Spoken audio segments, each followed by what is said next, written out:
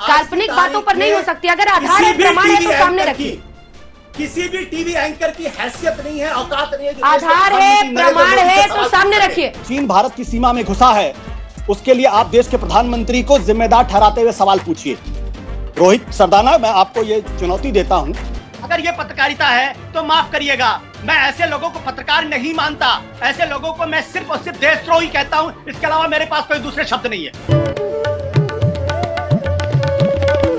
हमारे देश में मीडिया कुछ गिने चुने मुद्दों पर डिबेट करता है। आजकल तो वह एक ही मुद्दे पर अलग अलग एंगल बनाकर डिबेट कर रहा है, पर कुछ नेता ऐसे भी हैं जो आज भी उन्हीं मीडिया डिबेट्स में असल मुद्दे उठाते हैं और बेबाकी से सत्ता में बैठी पार्टी से सवाल करते हैं और मीडिया एंकर को टोकते भी दिखते हैं। आज हम ऐसे ही एक नेता की बात कर रहे हैं जिनका नाम है आशुतोष।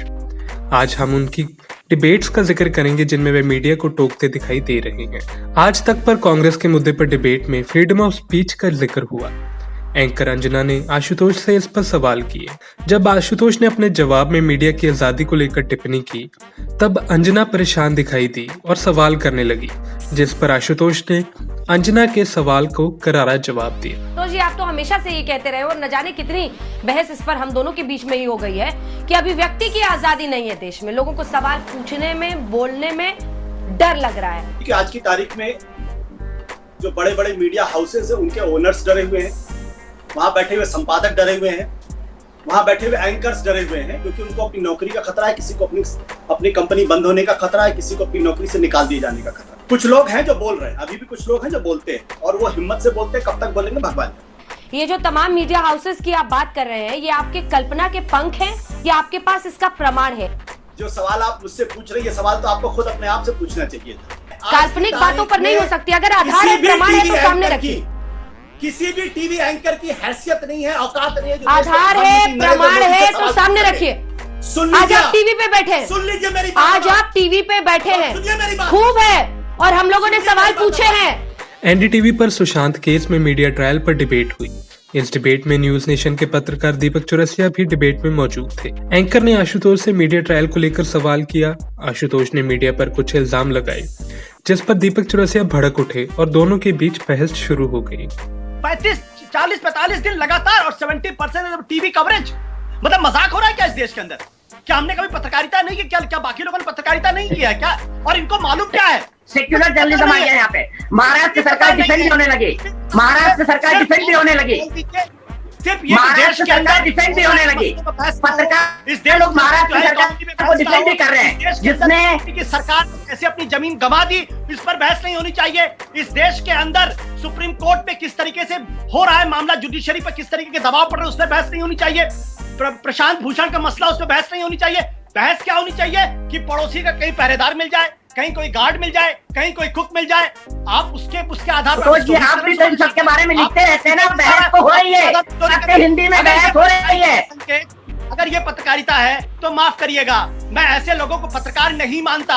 ऐसे लोगों को मैं सिर्फ और सिर्फ देशद्रोही कहता हूं। इसके अलावा मेरे पास कोई दूसरे शब्द नहीं है। आज तक पर इमरजेंसी की तुलना आज के समय से करने को लेकर डिबेट हुई। इस डिबेट में एंकर रोहित सरदाना ने आशुतोष से सवाल तो किया, पर प्रेस फ्रीडम पर टिप्पणी को लेकर तंज कसा, जिसका आशुतोष ने मुंह तोड़ जवाब दिया। आशुतोष, क्या देश में बोलने की आजादी नहीं है?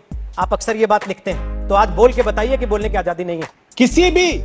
किसी भी टीवी चैनल के इक्का दुक्का को छोड़ दीजिए।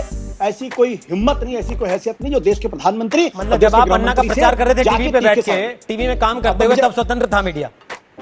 मुझे अब इसीलिए कह रहा हूं, मुझे बोलने दीजिए, उसके बाद आप सवाल करें। सर नहीं, ये तो गलत सवाल। अब आप मेरे ऊपर आरोप लगाएंगे तो मैं बोलूंगा नहीं क्या सर? लेकिन आज जो लोग ये कहते हैं कि हिंदुस्तान का मीडिया स्वतंत्र है, उनको भी अपने अंदर झांक कर देखना चाहिए, पूछना चाहिए, क्या वाकई मीडिया स्वतंत्र है? क्या मीडिया जो है देश के प्रधानमंत्री नरेंद्र मोदी से सवाल पूछ सकता है? क्या वाकई इस देश का मीडिया जो है अमित शाह से सवाल कर सकता है? जितनी बार आप सवाल पूछते हैं, किसी ने रोका आपको कि आपने ये क्यों बोल दिया अमित शाह के बारे में? मैं आपकी तारीफ करूंगा अगर आज जो चीन भारत की सीमा में घुसा है, उसके लिए आप देश के प्रधानमंत्री को जिम्मेदार ठहराते हुए सवाल पूछिए। रोहित सरदाना, मैं आपको ये चुनौती देता हूं। न्यूज नेशन पर राम मंदिर के विषय में डिबेट हुई। इस डिबेट में एंकर ने कम्युनलिज्म को लेकर आशुतोष से सवाल किया। आशुतोष ने बीजेपी नेता संबित पात्रा को बाबरी मस्जिद का ढांचा गिराने पर सच बोलने को कहा। जब संबित के बचाव में एंकर दीपक आए तो आशुतोष ने दोनों को चुप करवा दिया। आज तक बीजेपी के किसी भी नेता ने, छोटे हो या बड़े, ये नहीं माना है कि बाबरी मस्जिद उन्होंने गिराई है। तो संबित पात्रा ये बताएं कि वो मानते हैं बाबरी मस्जिद बीजेपी ने गिराई है। आपका सवाल हो गया, इसका जवाब बड़ा इंटरेस्टिंग है संबित पात्रा। आप जानना चाहते हैं ना, मैं जवाब देता हूँ आशुतोष जी, हिस्टोरिक उत्तर रहेगा। आशुतोष जी आपने बिल्कुल हाँ या ना में जवाब दीजिए, हिस्टोरिक नहीं, हाँ या ना में जवाब दीजिए। नहीं आशुतोष बीजेपी ने गिराई या नहीं गिराई, ये आप डिक्टेट नहीं कर सकते, मैं जवाब दे रहा हूँ, ध्यान से सुनिए। इसका मतलब आप नहीं मानते बाबरी मस्जिद गिराई आप लोग। एक सेकंड, यही आपका द्वैत है, यही आपकी हिपोक्रेसी है, यही आपकी हिपोक्रेसी है। आप बोलिए बाबरी मस्जिद बीजेपी ने गिराई या नहीं गिराई। भगवान राम ने गिराया उस कलंक को, और हम भगवान राम के हिम्मत नहीं है आपकी हाँ ना में जवाब देने की। अरे सुनिए हिंदुत्व के सुनिए ना, डबल स्टैंडर्ड है आप लोगों का। सुनिए, अगर मानिए ना गिराया तो मैं बता रहा हूँ, फांसी की सजा भुगतिए। आज तक पर कंगना के मुद्दे पर डिबेट हुई। इस डिबेट में एंकर ने शिवसेना की कंगना का ऑफिस तोड़ने की कार्रवाई पर सवाल किए, जिस पर आशुतोष ने एंकर का ध्यान बाकी मुद्दों पर लाने की कोशिश की और इन मुद्दों को नजरअंदाज करने पर उन्हें टोका भी। अगर बोलिएगा तो बुलडोजर चलेगा, ऐसी नौबत आ गई है महाराष्ट्र में। पूरी बहस, ये पूरी की पूरी बहस बेईमानी है, क्योंकि एक फिल्म स्टार है और उसके घर को लेके डिमोलिशन हो रहा है तो चर्चा हो रही है। इस देश के अंदर रोज हजारों लाखों गरीबों का झोपड़ा बिना किसी नोटिस दिए और बिना कुछ किए उजाड़ दिया जाता है, और सारे राज्यों की सरकारों के तहत ही होता है। तब कहीं कोई बहस नहीं होती। ऐसा पूरे देश में होता है और ऐसा पूरे देश में भी होता है कि कॉर्पोरेशंस की आंख के नीचे। एक सेकंड आप बोलिए सर, लेकिन एक काउंटर क्वेश्चन है ना। अगर आपने बुलाया है तो मुझे बोलने दीजिए ना, मैं आप ही से पूछ रहे हैं सर, इतना नाराज क्यों हो रहे हैं?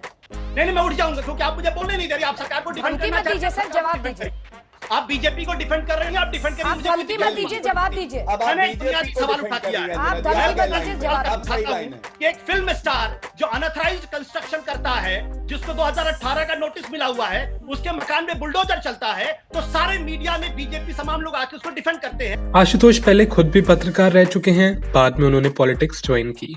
इस वजह से वह खुल के मीडिया की आलोचना करते हैं। आशुतोष अक्सर मीडिया और बीजेपी नेताओं का ध्यान उन मुद्दों पर केंद्रित करते हैं जिन पर मीडिया कभी डिबेट नहीं करता। हम उम्मीद करेंगे कि वह आगे भी सत्ता में बैठी पार्टी से सवाल ऐसे ही करते रहेंगे। Bureau report, Punjab today TV. If you like our channel, please subscribe, and to get notifications about news, please click the bell icon.